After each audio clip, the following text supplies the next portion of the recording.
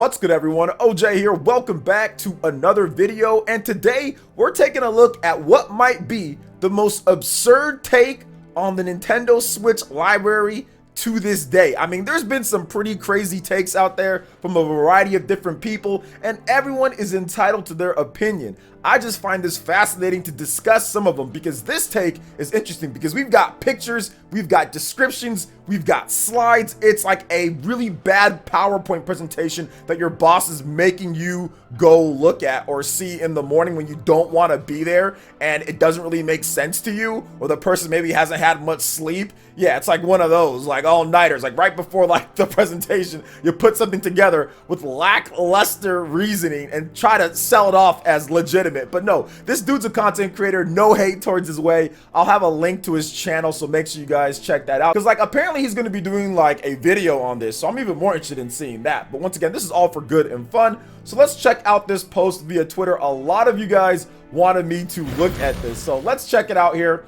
So we're gonna look at this post, and the first thing, of course, it starts out with look at the Switch library, looking pretty good, right? And then it just starts to whittle down based off of ridiculousness after ridiculousness. So that's my post. I quote tweeted him, so we're gonna take a look at that in just a bit because some of you guys had some gems. But let's take a look at this post here. So I'm gonna read it off, we're gonna talk about this, and then we'll just kind of go down. Look at this. 2,267 likes. Not bad. He didn't get like super ratioed and stuff. So there's people out there that are thinking that this is actually legit. So let's read off what he says here. So he says, okay, this is going to make me public enemy number one. Well, the first thing is, if you already start out with that, you already know that this is going to descend into some silliness. If you start out with, okay, people are going to be upset because you already know there's probably something irrational that you've put down in order to make some people upset about certain things. So like that's like the first thing here.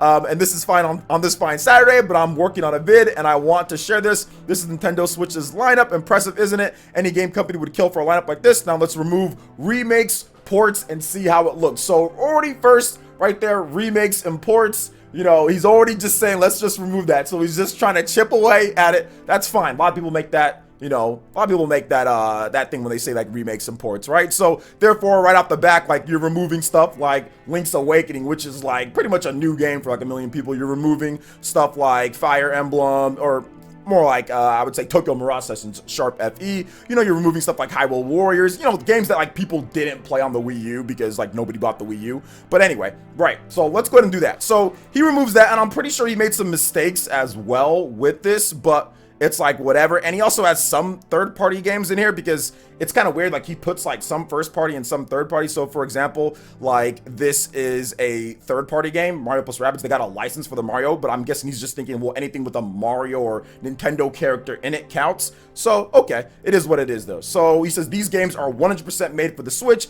Still a pretty healthy lineup of Mario. I mean games right now. So let's narrow it down further, removing any game Nintendo has been using to finish it later. And I think this is the first problem here, the finish it later strategy for. Like, why would you segment that as finish it later more so than ongoing content? Like, most of the games that Nintendo does, right, it has enough content to kind of warrant people getting in, and Nintendo lets people know like, hey, there's going to be more in order to keep you engaged over a longer period of time. So I think that's the first problem with this, the finish it later, more than like it's like, hey, here's going to be more content for the game on top of already getting your money's worth. Now you can get more content. So I don't understand that, because then like almost all major games, or really any game with DLC at this point, is a finish it later type of game then, right? Instead of, oh, there's actually extra content that we're doing for the game. So I guess it's a little bit of an interesting way in order to try to attempt to make your point, but that's like the first like red flag right there, like when he did that. So he takes away some games here. So let's take a look from this list. Let's go down to what he takes it away from. So he's taking away stuff like Super Mario Maker 2. He's taking away stuff like, was it Kirby? He's taking away ARMS. He's taking away all sorts of stuff. When it comes to the content, Super Mario Party. He's taking away Splatoon 2 games that legitimately were built for ongoing content to keep the community engaged and stuff like that, which you knew beforehand. So what is this type of logic or this point? It doesn't make sense to me at all. But anyway, so he does that. So then he also says, okay, so then he goes some more. He says, starting to look a bit barren, but it's still not completely awful. Quite a few solid titles here. Now let's be more subjective, but I'm going to narrow it down to the must-have, built from the ground up, 100% Switch exclusives, acclaimed titles. So that was from the last one. Now he's going to go for whittling it down to must-have titles. So he whittles it down, and as you can see here, the biggest problem here that's going to happen is that, look at this game right here, Astral Chain. You see that, right? You see also Pokemon and games like that, where some people definitely feel as a must-have, right? So he removes those.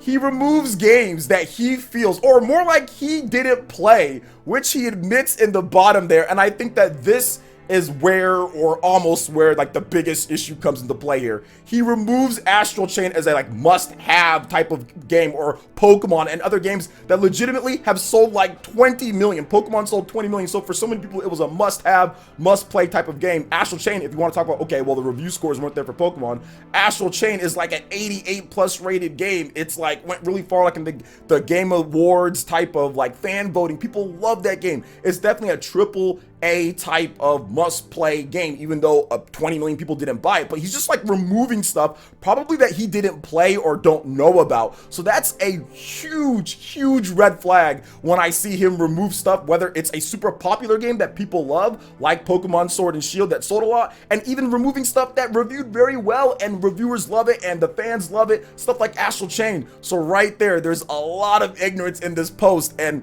that almost, or I wouldn't say almost, that pretty much invalidates this whole thing when he removes Pokemon and Astral Chain. So no matter what side you look at it, from a reviewer standpoint, from a Metacritic score, from what fans are saying online, no matter what, he's removing stuff on both sides. That is just really bad, really bad. But anyway, and then this is like the worst thing. He says, this is it. No fluff, half-baked filler games, no meh or boring, lazy games. The Switch library consists of ports, remakes, and middle-of-the-road sequels. In short term, this is what this has done wonders for Nintendo. People who didn't own a Wii U have it. So, I mean, he continues to go on there, but there's no Astral Chain. Look at this. He removes Astral Chain to make the lineup just look so bad. And I can guarantee you, I mean, if you look at like the Nintendo Switch lineup, what people are saying, it's not even about defense thing. I just want to talk about it discussion based. This is not defending one company or another or anything like that. This is just simply a good discussion. And that's why I wanted to bring it up, because I think that talking about video games is cool and people's opinions are cool too. So no hate towards the dude,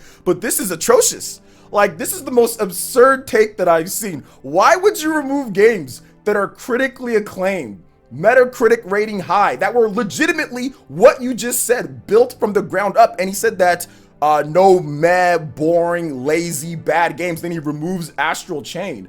Like, why would you do that? This invalidates the whole thing. I'm sorry. I hate to be that type of person that does stuff like that, because I do think that maybe he has like a point up here or so with like remakes and ports. Okay, I get that. But now it's going a little bit too far, because now it goes into the territory, especially down here, when you say that, oh, lazy, boring, you know, middle of the road. Like, Astral Chain doesn't fit any of that. It's a very complex, in-depth type of game. And even if you don't like Pokemon Sword and Shield, even if you look at the game and what it does, it still has a lot of content. It still has a lot of Pokemon, and more than any other monster collecting type of game that you see on any other platform in terms of the modern type of space. So you can't sit here and say, oh, well, that's not a must-have, that's not a must-have. And once again, in the comment section, he does kind of solidify that he hasn't played Astral Chain. He hasn't played a lot of these games. He's just kind of saying stuff, and he kind of goes on and says more things, so you guys can check it out as well.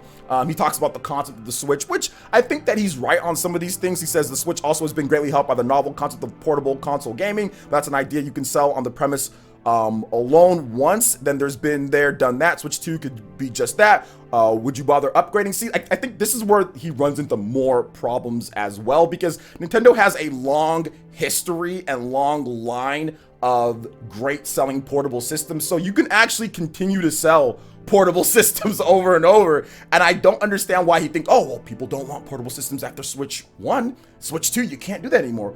People have been wanting portable systems since the 80s. Since the Game Boy came out, since even maybe before that, people have been loving portable devices and selling portable devices for legitimately Nintendo for like 30 plus years. So why would it run out at this point? It worked on the Game Boy. It worked on the GBA. It worked on the DS. It worked on the 3DS.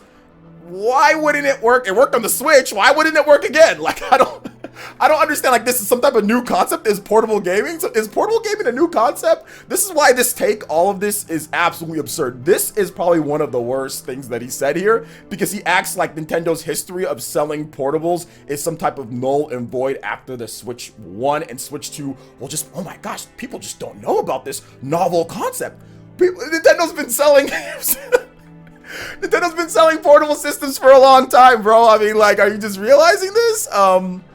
So it's interesting. But I do think, once again, like, there's some people that made some great points. And like I said, this is just an absurd take for all of the reasons that I listed. It's okay to have subjective opinions. Like, I get that with the subjective opinions and stuff like that. But I think Jackson brought it up the best. And shout out to my man, Jackson. He's a good dude. He's been following the channel forever. He says, these System X doesn't have any games if you dismiss 90% of the library for reasons specifically designed to disqualify as many of them as possible. Posts are lame fanboy fodder. Every game counts. Doesn't matter if it was on Wii U. People want games, so they matter. And that's exactly it. People are getting hyped about being able to play old games on the Xbox Series X, right? Mass Effect, the Legendary Edition. That is a port. That is a super enhanced port. People are excited to play that. There's tons of people who didn't play those games. Like, making up certain specific type of qualifications, whether, you know, well, we're not going to do this anymore, or we're not going to have this game because it doesn't fit this type of criteria, that are extremely subjective, which he says himself, extremely subjective, you know, are just ridiculous. I think it is kind of fanboy fodder. I think it's funny and silly. And at the end of the day, that's not how you sell your system. At the end of the day, this is the reason why he's confused about if Switch 2 will sell or not, because he thinks that, oh, well, ports or remakes, people don't like that, or it's a problem with the library or something like that, to where he's gonna bring it up as not good while admitting he doesn't play the new games on the system. So just trying to find any little type of thing to remove. He admitted that he didn't play Astral Chain. It's in the thing there, which he was trying to remove the ports or remove certain things. So why would you remove a game like that? I'm still stuck up on that. Why would you remove Pokemon Sword and Shield? Like, why would you remove a lot of these games that are actually new and stuff like that? Why would you remove these in order to feed some type of weird video you're doing? So I guess there's some people who do think that, like, hey, this is like a thing and this is like real, but I think most people looking at this type of post are probably thinking, like, what is wrong with this dude, like, when it comes to this? Because every game does matter. Every single new release matters. Every single game, because for every one person that says, oh, I hate this game, or whatever the case is, there's like 10 people that will say, well, I like that game, or whatever it is, you know? So I find this post to be absurd. This is probably the most absurd post that I've seen on Twitter in quite some time, especially from a larger content creator. But at the same time, it's an opinion. So what are your opinions on this? I gave you guys mine. Once again, no hate on the dude. You guys check out his Twitter. I'll have the links and everything, his channel and all that. I'm looking forward to seeing him drop that video and everything, especially when he admitted that it's like super subjective in terms of some of the stuff that he's trying to say, his point that he's trying to make.